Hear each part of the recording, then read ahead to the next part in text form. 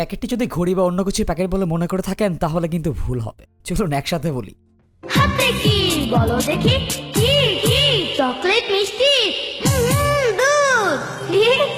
শাওমির এই 51 পরিবারের নতুন সদস্য কুইন, শিন নাকি জিন, ভাই আমি এত কিছু বলতে পারবো না, আমি কি বারফোনই বলবো। অনেক কানাকানি লাফালাফি চলছে এই প্রথম বের হওয়া অ্যান্ড্রয়েড অপারেটিং সিস্টেম চালিত স্মার্ট বারফোন নিয়ে। আমরা আজকে দেখি এই হাইপ কতটা যৌক্তিক। Let's know the truth behind it. Welcome to main stream.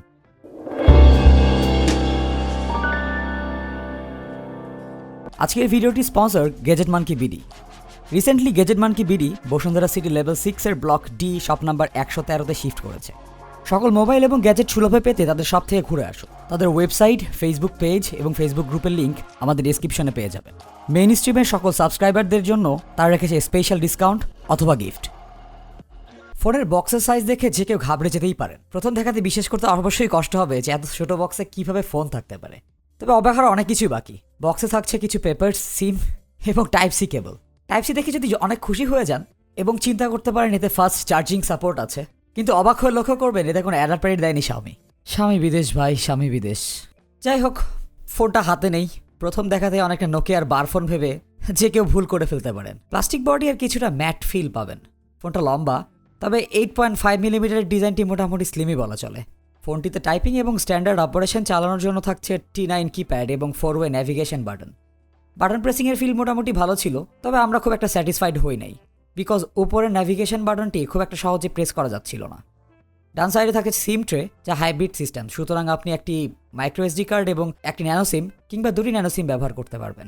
এবং সিমগুলোতে থাকছে 4G ব্যবহারের সুবিধা। আর আরেকটি ব্যাপার নোটিস করতে হবে, সিম ট্রেটি খুবই পাতলা। খুলবার বা লাগানোর সময় সাবধানতা অবলম্বন করতে হবে। লাগানোর সময় প্রোটেকশন মাস্ট। সামান্য চাপ দিলেই বাচ্চা হবে না। বারফোনটির ডিসপ্লে 1080p এলসিডি প্যানেল আর উপরে নিচে নচ। Oh sorry, mistake. ফোনটিতে 240x320 কালার ডিসপ্লে রয়েছে। Yes, colourful display. এবং ডিসপ্লেটি মোটেও হতাশ করেনি। যতই যোগ করি না কেন, ডিসপ্লেটি বাজেট রেঞ্জের ফোনগুলোর মধ্যে জোস। ইউটিউবের ভিডিও বেশ ক্লিন এবং ক্লিয়ারই দেখা যায়, আর কালারগুলো বাজেট রেঞ্জের ফোনগুলোর থেকে অনেক ভালো। ফোনটিতে ব্যবহার করা হয়েছে 256GB র্যাম, 256 মেগাবাইট র্যাম এবং 512 মেগাবাইট স্টোরেজ। এছাড়া এক্সপান্ডেবল স্টোরেজ তো থাকছেই। আর পুরো অপারেশন চালানোর জন্য 1.3 গিগাহার্টজের ডুয়াল কোর প্রসেসর ব্যবহার করা হয়েছে।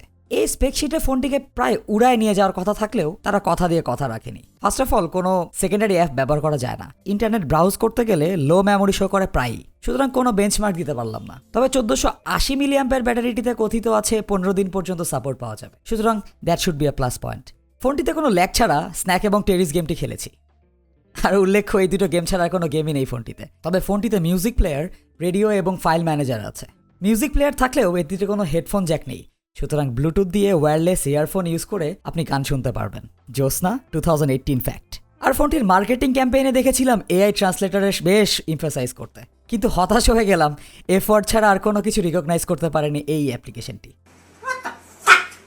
তবে ফিচার ফোনটির কানেক্টিভিটি সেকশনটা যথেষ্ট পরিপক্ক।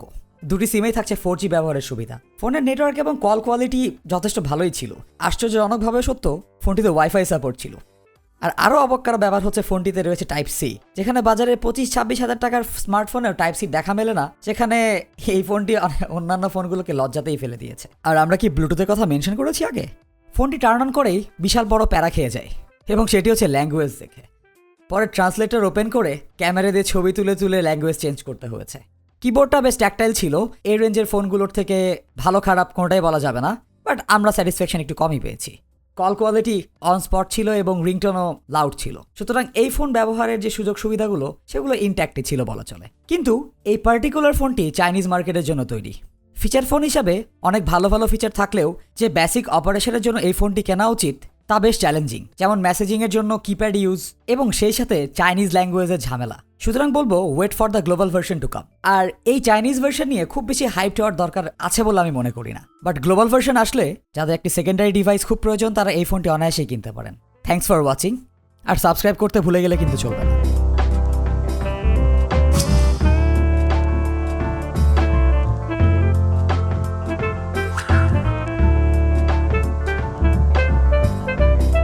এবার গিভঅ্যাওয়ের পালা। আমাদের সকল সাবস্ক্রাইবাররা এতে জয়েন করবেন অবশ্যই। যা করতে হবে, 1 আমাদেরকে সাবস্ক্রাইব করতে হবে, 2 এই ভিডিওটির স্ক্রিনশট নিয়ে আমাদের ফেসবুক গ্রুপে পোস্ট করবেন এবং হ্যাশট্যাগ দিবেন এমআই গিভঅ্যাওয়ে। সেই সাথে 3 জন ফ্রেন্ডকে ট্যাগ করতে হবে। আমরা র্যান্ডম সিলেকশন থেকে খুব অল্প দিনের মধ্যেই বিজয়ীকে সিলেক্ট করব। গিফট হিসেবে থাকছে Xiaomiর in air pro 2nd generation.